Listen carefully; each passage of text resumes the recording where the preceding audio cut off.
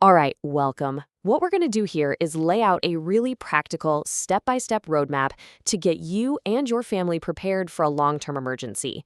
And we're going to do it all without breaking the bank. So let's just dive right in. So let's start with a big question. Just let it sink in for a second. What if the power went out and stayed out for 3 whole months? Would you be okay? And I don't just mean barely surviving, I mean truly okay. Because there's this critical window of time at the very beginning that most people just completely miss. And this slide right here, this shows the problem perfectly. In the first 2 days of a real crisis, 9 out of 10 people blow through everything they have. All the food, all the water, all their options. And after that, well, they're pretty much at the mercy of whatever happens next. This whole explainer is your blueprint to make sure that doesn't happen to you. So here's how we're going to break this all down into 6 easy steps. First, we're going to really define the problem we're solving. Then we'll get into the absolute must-haves for life support. That's water and food. From there, we'll look at warmth and safety, then power and communications. After that, the really important part, a budget-friendly action plan. And finally, we'll wrap up with what might be the most crucial prep of all, your skills. So that problem, of course, is being totally caught off guard in a long-term blackout. And look, the goal here isn't to create fear. It's the opposite. It's about building confidence by giving you a clear, simple plan that you can actually follow.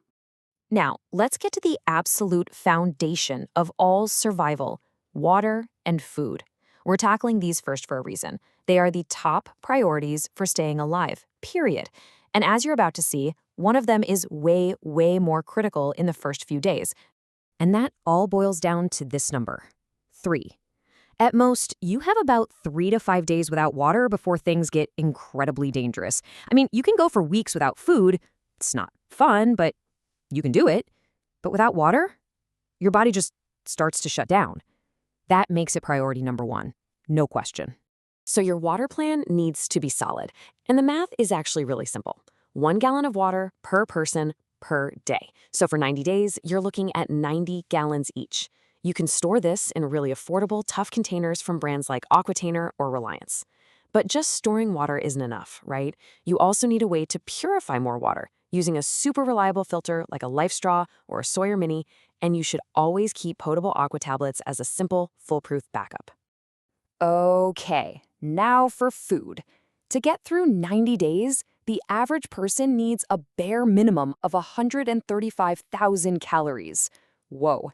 Seeing that number really puts the scale of this challenge into perspective, doesn't it? That single case of ramen you've got in the pantry suddenly feels a little inadequate. Now look at the cost difference here. It's huge. While those fancy freeze-dried meals are convenient, you can build a massive 90-day food supply for one person for just $100 to $200.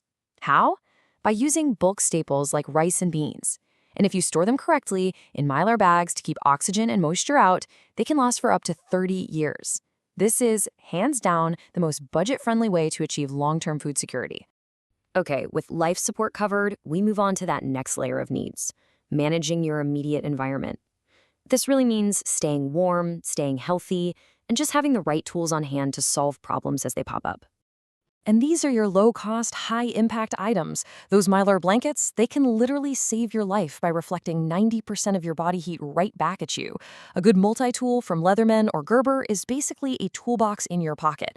And a solid first aid kit, like one from Adventure Medical Kits, becomes your personal urgent care when calling for help just isn't an option.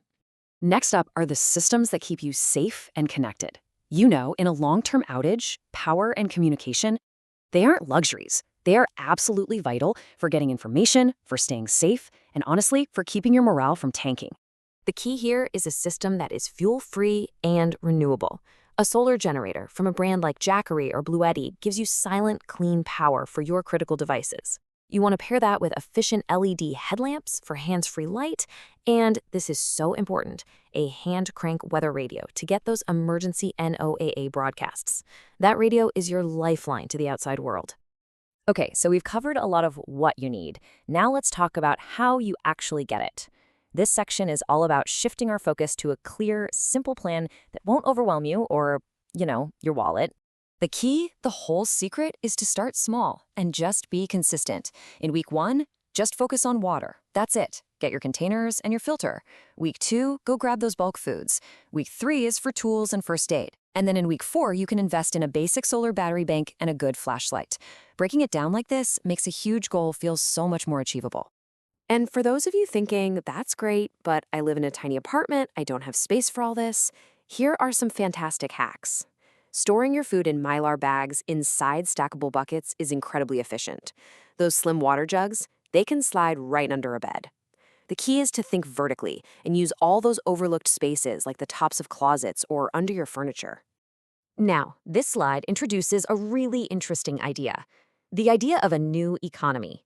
When digital money is useless, physical goods become currency, and items that are cheap right now become incredibly valuable.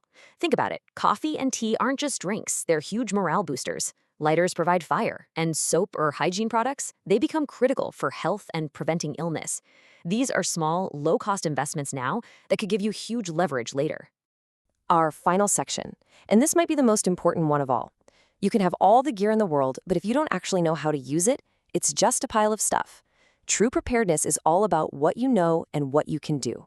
The time to practice is now, before an emergency happens. Create that family communication plan and actually rehearse it. Figure out how your water filter and hand trank radio work now, not when you're stressed out and in the dark. These skills are what actually transform your supplies into real solutions. And this quote just captures the core mindset perfectly. Preparedness isn't about paranoia or being scared. It's about taking responsibility, being a leader for your family, and having that peace of mind that comes from knowing you're ready. It is an act of empowerment. So, we'll end on this thought. Building your supply is the first step, and it's a huge one, don't get me wrong. But the final piece of the puzzle, that's you. It's your knowledge, your practice, and your mindset that truly determines how ready you are. The gear is ready. The only question left is, are you?